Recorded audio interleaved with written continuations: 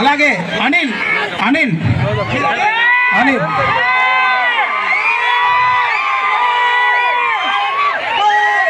ఒక్కొక్కరిని మీరు కొద్దిగా పక్కన వేస్తే ఒక్కొక్కరు వస్తారు. యువకులు కిషోర్ కిషోర్ రా నువ్వు రా.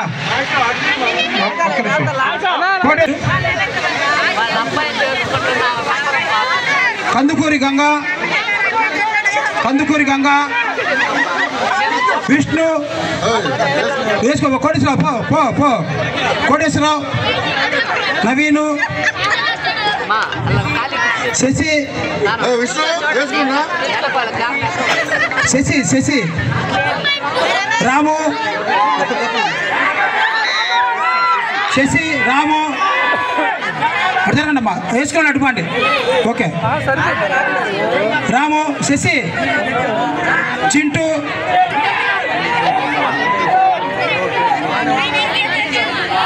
వచ్చారు.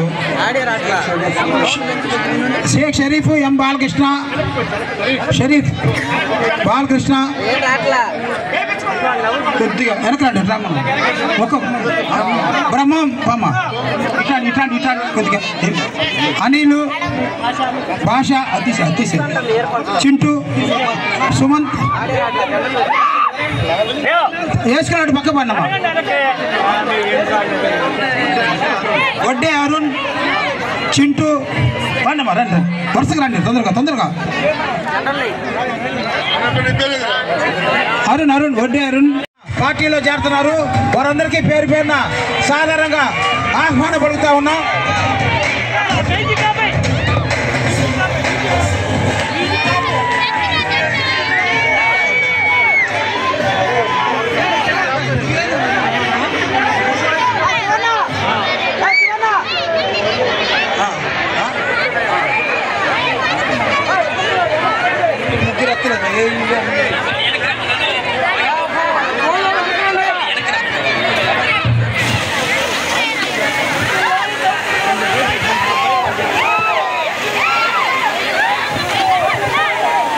దయచేసి కొద్దిగా అందరూ ఈ రోజున మన తెలుగుదేశం పార్టీలోకి చేరడం కోసం విచ్చేస్తున్నారు. వారందరినీ సాధారణంగా ఆహ్వానిస్తూ ఉన్నాం. ఇప్పుడు చేరే వారి పేర్లు పాస్యం గంగా చదువుతాడు. ఒక్క నిమిషం వాళ్ళ పేర్లు అనిత శ్రీమణి మహిళలు కూడా ఈరోజు చేరుతా ఉన్నారు. సోహెల్ సోహెల్ దిలీప్ అటు నుంచి వెనక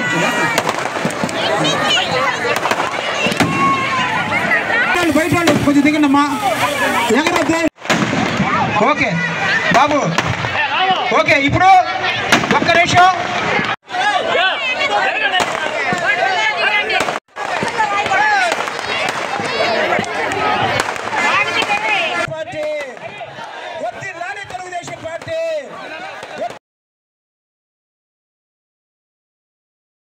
అదేవిధంగా టౌన్లో ఎవరైతే కొంతమంది అందరూ కూడా యువత ఎక్కువ పర్సెంట్ తెలుగుదేశంలోకి వస్తామని చెప్పేసి ఎవరైతే ఈరోజు జాయిన్ అయ్యారో వాళ్ళల్లో ప్రముఖులుగా రవితేజ అనిలు గంగాధరు అదేవిధంగా విష్ణువర్ధనం నవీను రోహిత్ శ్రీకాంత్ అల్తాఫు ఇట్లాంటి వీళ్ళ ఆధ్వర్యంలో ఈరోజు ఎంతోమంది యువత తెలుగుదేశం పార్టీలో చేరిన ప్రతి ఒక్కరికి కూడా మనస్ఫూర్తిగా పేరు పేరున నా అభినందనలు ధన్యవాదాలు తెలియజేస్తున్నాను.